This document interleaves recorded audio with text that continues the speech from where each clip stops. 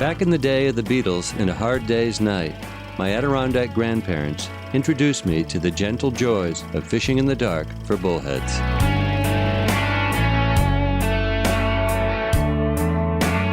A bullhead is a freshwater fish, a humble cousin of the larger and more celebrated channel catfish. The brown bullhead, widespread in Adirondack waters, won't win you over with its colors and patterns as a trout will.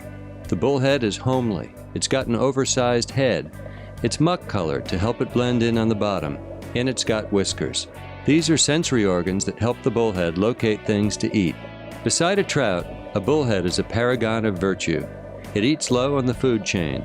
The diet of a brown bullhead consists largely of insects, leeches, and plants. Fish that eat other fish, such as yellow perch and walleye, concentrate toxins at levels sometimes dangerous to human health. The safest fish to eat may well be the bullhead. Trout are pretty, but savage. They turn tail on their own offspring and sometimes eat them. The bullhead is a parent to be admired. The male, employing moxie and fins, scoops out a nest in his home muck. In the nest, his mate will lay her eggs. Later, the couple shepherd their offspring and defend them against sunfish and other would-be baby snatchers. My grandparents are long gone, but they're with me in spirit every time I venture out after dark to fish for night-feeding bullheads, as I did one recent night with my neighbor and friend, Chris Early. If I'm not thick with worms, I break them in half and use just a half worm. Well, it's the opposite of fly fishing. Fly fishing, it's all about the gear and tons of technique, and you need 6 different knots to get your line ready, and with bullheading, it's pretty basic.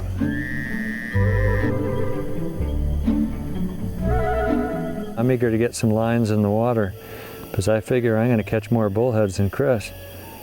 Oh boy. But he's got bigger worms than I have, so we'll see if size matters.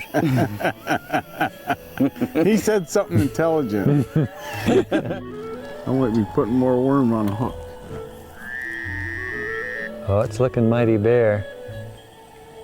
So you must have smart bullheads here, Chris.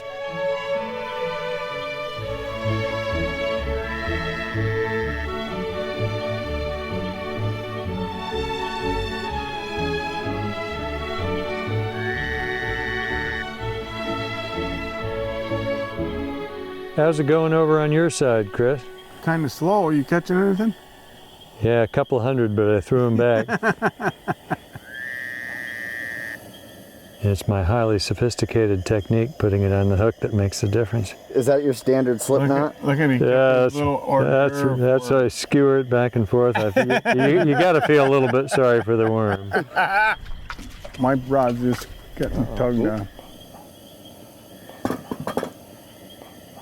All right, yeah, well, beautiful little brown bullhead Chris has caught here.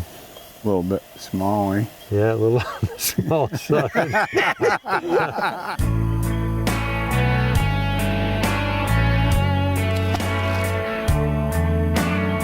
It's all by feel. You keep a finger on the line and you feel that fish tug.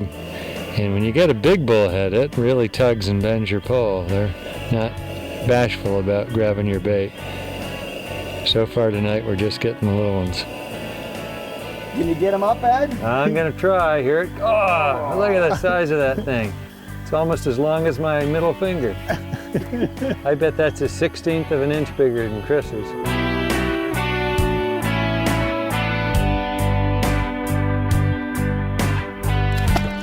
Oh, there's a bullhead. There's a bullhead. Looks like Chris has got a fish.